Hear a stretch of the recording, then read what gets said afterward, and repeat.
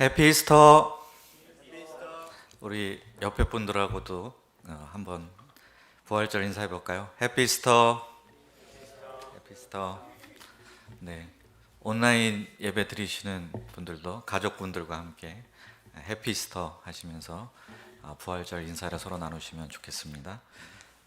저는 최근 이제 코로나 사태 이후에 고등학교 때 배웠던 시 한 편이 떠올랐습니다. 혹시 뭔지 아시겠습니까? 네. 빼앗긴 들에도 봄은 오는가 하는 시였습니다.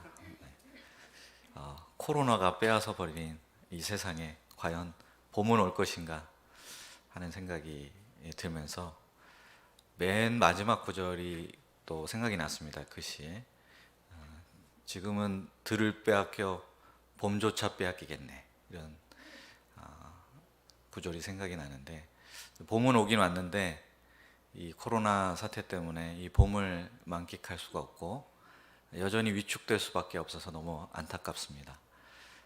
근데 그 이육사 시인이 그 시를 썼을 때는 잘 아시는 대로 과연 우리나라가 해방을 맞이할 수 있을까, 다시 독립할 수 있을까 하는 그런 안타까운 심정에서 쓴 시였는데 결국 봄이 왔습니다. 해방과 광복이 이루어졌습니다. 빼앗긴 들에도 봄은 온다는 사실을 우리가 알 수 있습니다. 지금 코로나에 빼앗긴 이 세상 가운데 봄은 올 수 있습니다. 왜냐하면 우리 주님께서 부활하셨기 때문입니다. 네, 부활의 주님께서 세상 가운데, 그리고 우리들의 심령 가운데 그리스도의 계절을 임하게 하여 주시옵기를 간절히 기도합니다. 네, 오늘 말씀의 제목은 그가 살아나셨느니라입니다. 요절은 마태복음 28장 6절입니다. 다 함께 요절 말씀을 읽어보도록 하겠습니다. 네, 시작. 그가 여기 계시지 않고 그가 말씀하시던 대로 살아나셨느니라. 와서 그가 누우셨던 곳을 보라. 함께 기도하겠습니다. 살아계시고 거룩하신 하나님 아버지, 이 시간 부활절을 맞이했습니다. 비록 저희가 다 함께 모여서 예배드리지 못하는 것이 아쉽지만, 그러나 부활의 주님께서는 하늘과 땅의 모든 권세를 가지셨기에 모든 곳, 모든 가정, 모든 초소에서 부활의 주님으로 영광과 경배와 존귀와 찬송을 받으실 줄 믿습니다. 이 시간 하나님의 말씀을 감히 전하고자 하오는데 주님께서 저를 붙들어 주시고 온전히 부활절 복음의 말씀을 담대히 선포할 수 있도록 도와주시옵기를 간절히 기도합니다. 코로나로 빼앗긴 들과 같은 이 세상 가운데 부활의 주님께서 부활의 봄을 허락해 주시옵기를 간절히 기도합니다. 예수님의 이름으로 기도하였습니다. 한 사람의 일생에서 가장 중요한 날이 두 가지가 있습니다. 첫째는 그 사람이 태어난 날이고, 그리고 두 번째는 그 사람이 죽은 날입니다. 살아있는 동안에는 태어난 날을 기념하죠. 그래서 생일마다 생일 파티를 벌이고 케이크를 자릅니다. 그리고 죽은 후에는 무덤에 모여서 그 사람이 죽은 날을 기념합니다. 특히나 인류 역사에 크나큰 족적을 남긴 위대한 사람이 죽은 날이 되면 그 사람의 서거를 기념하기 위해서 무덤에 많은 사람이 모여서 고인의 일생을 추억하고 기억합니다. 그런데 이 세상에 지금까지 존재해왔던 어떤 사람보다도 가장 큰 영향력을 끼친 이분에 대해서는 아무도 그분의 서거일을 기억하지도 않고 그분이 죽으셨던 무덤을 찾는 사람이 없는 그런 한 분이 계십니다. 그분이 과연 누구실까요? 예, 바로 우리의 주님이신 예수 그리스도이십니다. 왜 그렇습니까? 왜 우리는 주님의 무덤을 찾지 않고 그분이 죽으셨던 날을 기념하지 않습니까? 그 이유는 예수님께서 부활하셨기 때문입니다. 그래서 우리는 예수님이 죽으신 날이 아닌 그분께서 다시 살아나신 부활절을 기념합니다. 빈 무덤을 찾지 않고 대신 살아계신 예수님께서 성령으로 임재하시는 하나님의 교회로 모여서 함께 부활절 예배를 드립니다. 코로나 사태 때문에 예년과 같이 우리 모든 아남일부의 식구들이 다 함께 모여서 예배를 드리지 못하는 것은 너무나 아쉽습니다. 하지만 각 가정과 초소에서 드리는 부활절 예배 가운데 살아계신 부활의 주님, 생명의 주 예수님을 새롭게 만나는 역사가 있기를 간절히 기도합니다. 그분께 오늘 예배를 통해서 우리가 온전한 경배와 찬양을 드릴 수 있기를 기도합니다. 오늘 말씀에서는 부활의 날에 주님께서 천사를 통해서 혹은 친히 제자들에게 또 우리들에게 주셨던 세 가지 명령의 말씀을 살펴보고자 합니다. 그러면 그 세 가지 말씀이 무엇이었을까요? 첫째, 그가 누우셨던 것을 보라입니다. 1절을 보십시오. 안식 후 첫날 새벽에 두 여인이 예수님이 묻히셨던 무덤을 찾아왔습니다. 왜 꼭두 새벽에 무덤을 찾아왔을까요? 그것은 사랑하는 예수님의 시신에 미처 발라드리지 못했던 향품을 발라드리기 위해서였습니다. 이 여인들이 지금 찾고 있는 예수님은 어떤 모습의 예수님입니까? 십자가에 못 박혀 죽으시고 현재는 싸늘한 시신으로 남으신 예수님입니다. 악인들에게 누명을 뒤집어 쓰시고 억울하게 사형당하신 예수님, 슬프고 비참한 모습으로 돌아가신 예수님이었습니다.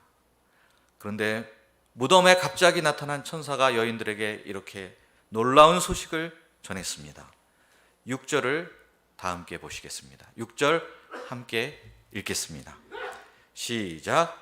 그가 여기 계시지 않고 그가 말씀하시던 대로 살아나셨느니라. 와서 그가 누우셨던 곳을 보라. 천사는 말합니다. 와서 그가 누우셨던 곳을 보라. 보면 어떤 상태였겠습니까? 그가 누우셨던 곳은 텅 비어 있었습니다. 왜 비어 있습니까? 혹시 제자들이 시신을 훔쳐갔기 때문일까요? 그렇지 않습니다. 이거는 대제사장들이 경비병들을 매수해서 퍼뜨린 헛소문, 가짜 뉴스, 페이크 뉴스였습니다. 진짜 뉴스는 이것입니다. 하나님께서 십자가에 못 박혀 죽으신 예수님을 3일 만에 무덤에서 일으키셨습니다. 우리 예수님은 지금 살아계십니다. 이것이 진짜 뉴스입니다. 예수님은 살아나셨기 때문에 무덤은 비어 있을 수밖에 없습니다. 여인들이 찾던 캄캄한 무덤에 갇혀버리신 주 예수님은 지금 그 어디에도 계시지 않습니다. 우리 중에도 예수님을 믿고 사랑하기는 하지만 예수님을 무덤에서 찾고 있는 분들이 혹 있습니다.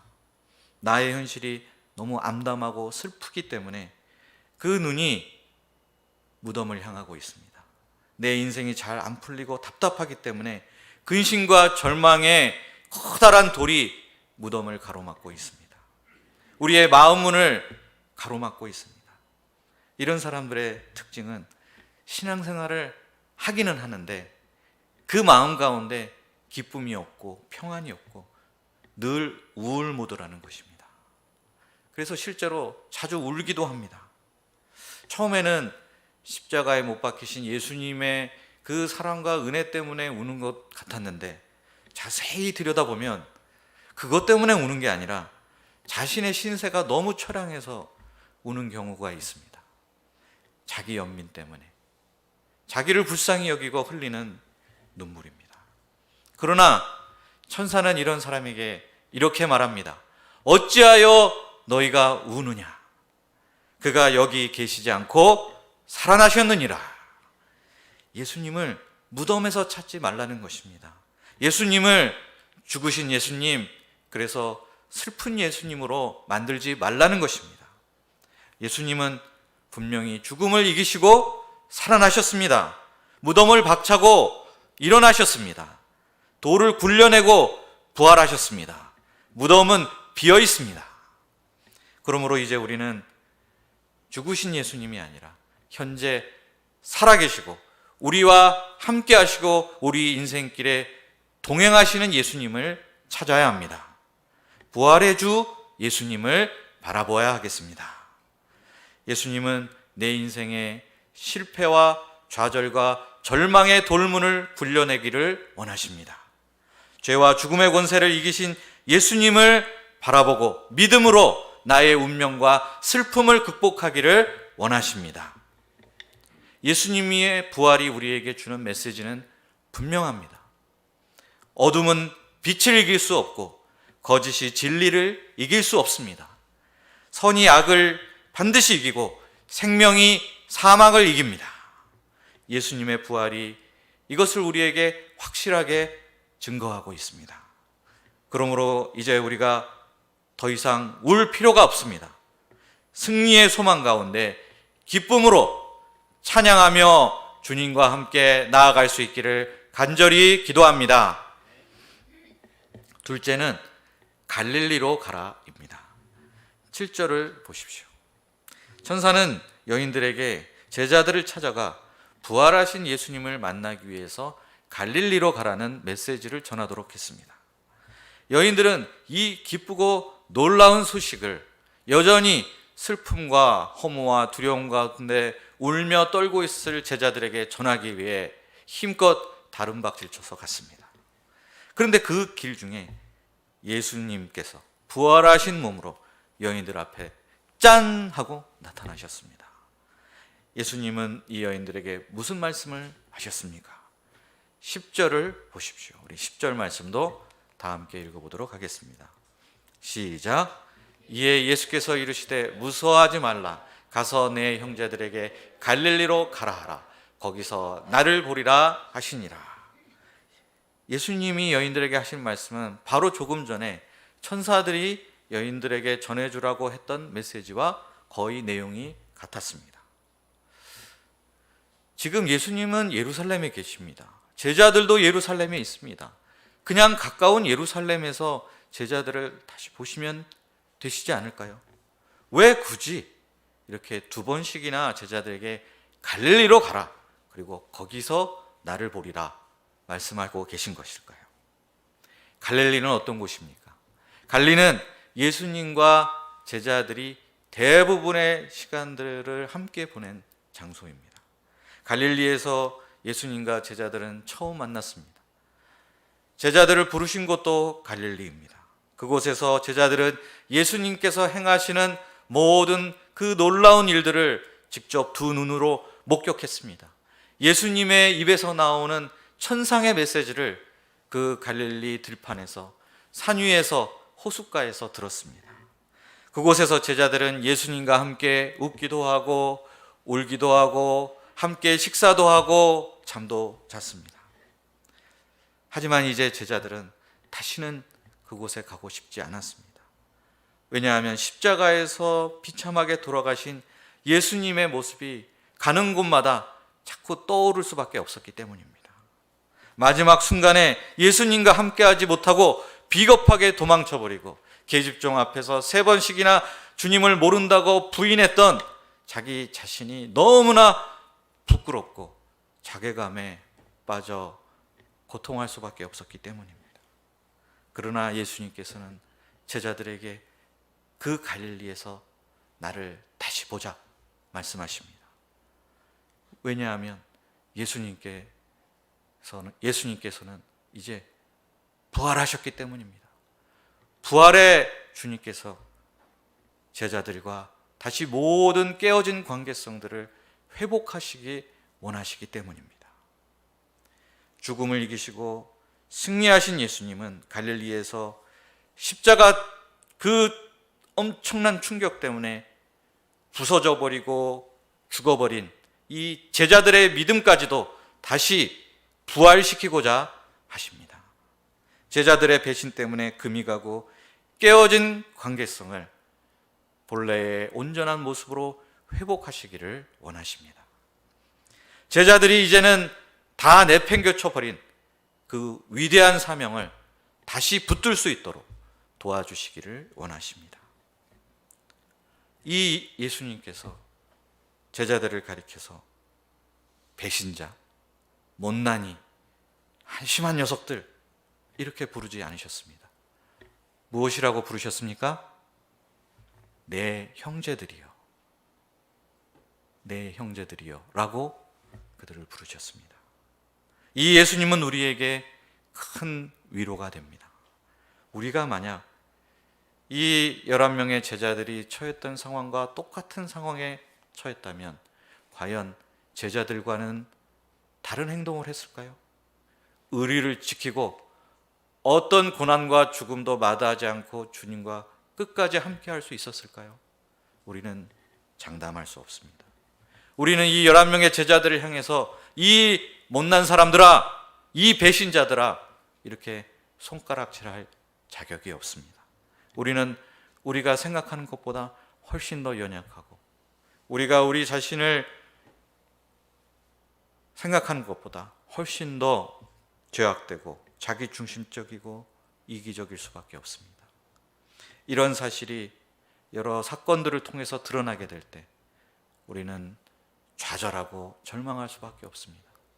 내가 이 모양 이 정도밖에 되지 않는가 하면서 스스로에 대한 비참함 때문에 견딜 수 없는 고통을 겪을 수밖에 없습니다. 이럴 땐 그냥 주저앉고 싶습니다. 모든 것이 다 끝났다, 다 내려놓고 싶어집니다. 그러나 주님은 이런 우리를 어떻게 하십니까? 못난 놈아, 너 왜 그랬냐? 이렇게 책망하지 않으십니다. 내 형제여 이렇게 부르시며 우리를 다시 찾아오십니다. 소망이 없다고 내치지 않으십니다. 다른 사람을 뽑아서 새로 시작하자고 하지도 않으십니다. 바로 그 자리, 우리가 실패하고 넘어진 그 자리에서 우리를 부르십니다. 내 형제여 갈릴리로 가라. 거기서 나를 다시 보리라. 부활하신 주님과 함께 새 출발, 새로 시작할 수 있도록 우리를 도우십니다. 2020년 부활절을 맞이하여 우리도 부활하신 예수님과 함께 우리들의 갈릴리로 갈 수 있기를 원합니다. 예수님을 처음 만났던 그 기억, 그 구원의 감격과 기쁨, 예수님의 십자가 사랑으로 터질 것 같았던 우리의 가슴의 심장소리, 마치 칠흑 같은 어둠 속에서 한 줄기 빛과 같이 우리에게 임하였던 주님의 그 말씀의 은혜, 그 은혜와 사랑의 기억들을 다시 떠올리며 우리의 무너진 심령을 회복할 수 있기를 기도합니다. 그래서 내 부끄러움을 감추시고 여전히 내게 먼저 손을 내밀고 계시는 부활의 주님을 새롭게 만날 수 있기를 기도합니다. 지난 과거가 어떠하든지 간에 이번 2020년 부활절이 부활하신 주님과 함께 우리 신앙생활을 새롭게 출발하는 계기가 되기를 바랍니다. 부활하신 주님의 능력을 믿고 다시 일어서려는 우리에게 분명 우리 주님께서는 예전에 우리가 알지 못했던 크고 놀라운 영적인 세계의 문을 열어주실 줄 믿습니다. 셋째로 모든 민족을 제자로 삼으라입니다. 16절을 보십시오. 11제자가 갈릴리로 가서 부활하신 예수님을 드디어 만났습니다. 예수님을 본 제자들의 첫 번째 반응이 무엇입니까? 예수를 배웠고 경배하나, 경배했다고 했습니다.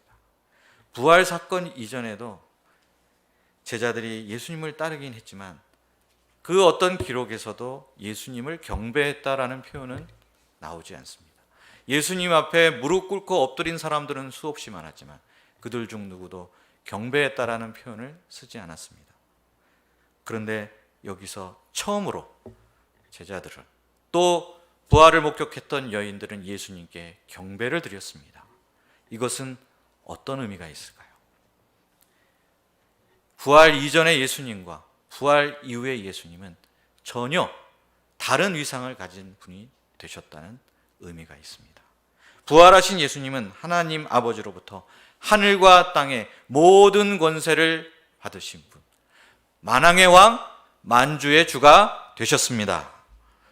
온 우주를 통치하시는 만왕의 왕으로 등극하신 예수님께서 이제 제자들에게 한 가지 명령을 주십니다. 이 명령이 너무나 무게가 나가기 때문에 많은 사람들이 이 명령에 대해서 지상명령 혹은 대위임령, The Great Commission이라고 부르고 있습니다. 그 엄중한 명령이 무엇이었습니까? 19절과 20절을 다 함께 보십시오. 우리 다 함께 19절 말씀과 20절 말씀을 한 목소리로 읽어보겠습니다. 시작. 그러므로 너희는 가서 모든 민족을 제자로 삼아 아버지와 아들과 성령의 이름으로 세례를 베풀고 내가 너희에게 분부한 모든 것을 가르쳐 지키게 하라. 볼지어다 내가 세상 끝날까지 너희와 항상 함께 있으리라 하시니라. 원어를 보면 이 명령에서 동사는 딱 한 가지밖에 없습니다. 그것은 바로 제자를 삼으라 입니다. 예수님의 제자는 어떤 사람입니까? 예수님의 제자는 예수님을 닮고 예수님을 배워서 예수님과 같이 살고자 하는 사람을 가리킵니다. 예수님의 DNA가 새겨진 작은 예수가 되고자 하는 사람, 이 사람이 바로 예수님의 제자입니다. 예수님은 11명의 제자들에게 너희는 이제 너희의 남은 일생 동안 세상에 나가서 제자 삼는 일에 너희 인생을 투자하고 거기에 모든 혼신의 힘을 기울이라고 말씀하셨습니다. 그런데 이 명령은 이 당시 이 자리에 있었던 11명의 제자들에게만 주신 명령이 아닙니다. 이 명령은 사도들을 통해서 세우신 주님의 교회가 이어받았고 현재 우리들까지 이어지고 있습니다. 죄사함 받고 천국 백성이 된 모든 부활의 증인들에게 주시는 위대한 명령입니다. 그러면 어떻게 모든 민족으로 제자를 삼을 수 있을까요? 예수님의 이 명령 속에 분사로 표현되어 있는 세 가지의 그 답이 있습니다. 예수님은 먼저 가서 그리고 세례를 베풀고 내가 분부한 것을 가르쳐 지키게 하라 이렇게 말씀하셨습니다. 첫째로 가야 됩니다. 앉아서 제자 삼을 수 없습니다. 자리에서 일어나서 세상 속으로 침투해 들어가야만 합니다. 둘째는 세례를 베풀어야 합니다. 세례는 아무에게나 주는 것이 아닙니다. 세례를 베푼다는 것은 한 사람이 믿고 거듭나서 예수님과 연합을 이루었다는 것을 전제로 합니다. 이런 사람에게 구원과 영생이 약속되어 있습니다. 셋째로 가르쳐 지키게 해야 합니다. 거듭난 사람에게 예수님께서 하신 말씀들을 가르쳐 지키게 해야 합니다. 가르칠 뿐만 아니라 그 말씀에 끝까지 순종할 수 있도록 본을 보여주고 권면을 해야 합니다. 그런데 이 단계 하나하나가 쉬운 것이 단 한 가지도 없습니다. 가기도 어렵고 믿어 거듭나게 하기도 어렵고 게다가 더욱더 가르쳐 지키게 하는 것은 정말 어렵습니다. 이것은 우리의 능력으로 사람의 능력으로 도무지 할 수 있는 일이 아닙니다.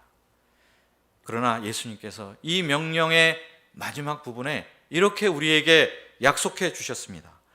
내가 세상 끝날까지 너희와 항상 함께 있으리라. 하늘과 땅의 모든 권세를 가지신 예수님께서 제자 삼는 일에 헌신하는 이들과 그들의 공동체 가운데 함께 하시겠다고 약속하셨습니다.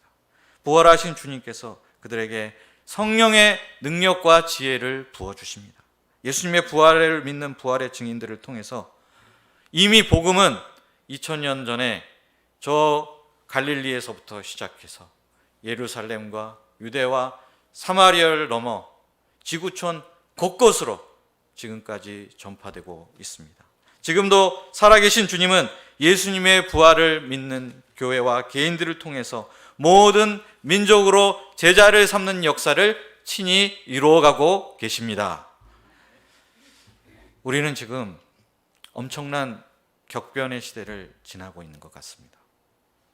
전 국민이 이렇게 몇 달 동안 마스크를 쓰고 다니고 학생들이 다니는 학교는 문을 닫은 지 오래되었습니다. 대부분의 이 땅의 교회들이 한 달이 넘게 지금 온라인으로 예배를 드리고 있습니다. 우리나라는 비교적 초기에 대응을 잘한 덕분에 큰 위기를 겨우 넘은 것 같습니다. 그러나 앞으로 꼬리에 꼬리를 물고 또 다른 어떤 위기가 우리 앞에 닥치게 될지, 과연 그리고 그런 위기들을 우리가 얼마나 잘 헤쳐나갈 수 있을지 우리는 장담할 수 없습니다.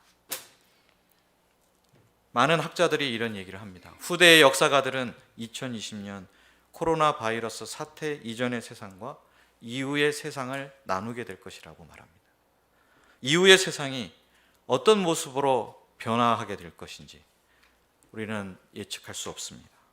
분명 사회도, 기술도, 정치도, 경제도, 그리고 교회까지도, 그리고 우리가 섬기고자 하는 캠퍼스도 여러 면에서 많은 변화가 있을지 모릅니다. 그래서 사람들 사이에 미래에 대한 막연한 불안감과 두려움, 걱정과 근심의 먹구름이 닥치고 있습니다. 급격한 변화 가운데, 일생 겪어보지 못했던 미중의 위기 사태 가운데 우리가 어떻게 대처하고 어떤 선택을 하고 무엇을 해야 될지 잘 몰라서 이리저리 방황하고 좌충우돌하기 쉽습니다. 그러나 우리는 분명한 지표가 있습니다. 흔들릴 수 없는 중심을 갖고 있습니다. 그것이 무엇입니까? 우리가 무엇을 해야 하는가, 그리고 우리가 그것을 어떻게 할 수 있는가에 대한 해답을 이미 가지고 있습니다. 하늘과 땅의 모든 권세를 가지신 부활하신 예수님께서 우리가 무엇을 해야 하는가에 대해서 다음과 같이 분명히 말씀해 주셨습니다. 너희는 모든 민족을 제자로 삼으라. 이와 함께 우리가 이 일을 어떻게 할 수 있는지도 알려주셨습니다. 내가 세상 끝날까지 너희와 항상 함께 있으리라. 우리가 앞으로 이 코로나 이후 시대에 어떻게 캠퍼스 양들에게 다가가고 그들에게 전도할 수 있을지, 어떻게 복음을 전하여 그들로 믿어 구원에 이르게 할 것인지, 어떻게 제자도를 가르쳐서 예수님의 제자로 세울 것인지, 지금 우리 모두는 너무 막막합니다. 답답합니다. 변화된 환경 속에서 어떻게 해야 될지 갈피를 잡기 쉽지 않습니다. 그러나 아무리 어렵고 막막하다 하더라도 우리가 해야 할 일은 분명합니다. 우리는 세상 끝날까지, 예수님 다시 오시는 그날까지 제자 삼는 일을 결코 내려놓을 수 없습니다. 왜냐하면 이것은 예수님께서 우리에게 주신 지상 명령이기 때문입니다. 우리와 함께 하시는 주님께서 분명히 길을 내시고 우리에게 지혜와 능력을 주실 줄 믿습니다. 잠시 혼란도 있고 위기도 있을 것입니다. 그렇지만 결국 온 우주의 통치자이신 예수님께서 합력하여 선을 이루시고 새롭게 복음 전파의 기회로 이 위기를 사용하실 줄 믿습니다. 우리가 이것을 믿고 주어진 사명을 이루기 위해 새롭게 도전할 수 있기를 기도합니다. 성령께서 우리에게 지혜를 주시고 우리가 가야 할 길을 알려주시고 우리가 그 길을 쫓아갈 수 있기를 간절히 기도합니다. 기도하겠습니다. 살아계신 하나님 아버지, 주님은 부활하셨습니다. 무덤은 비어 있습니다. 지금도 살아계십니다. 그리고 그 살아계신 주님께서 우리와 함께 하고 계십니다. 우리를 죽음의 권세에서 끄집어내시고 우리의 무너진 믿음과 내면을 다시 일으켜 세우시고 이 혼란한 시대 가운데 우리가 무엇을 해야 할지 지금도 살아계셔서 알려주고 계십니다. 이 부활의 주님께 경배와 찬송을 드립니다. 우리가 이 예수님을 믿고 이 예수님을 붙들고 전 세계적인 위기 상황 가운데 방향을 잃지 않게 도와주시옵소서. 계속해서 제자 삼는 일 가운데 헌신하며 우리와 함께 하시는 부활의 주님을 체험해 나갈 수 있기를 간절히 기도합니다. 예수님의 이름으로 기도하였습니다.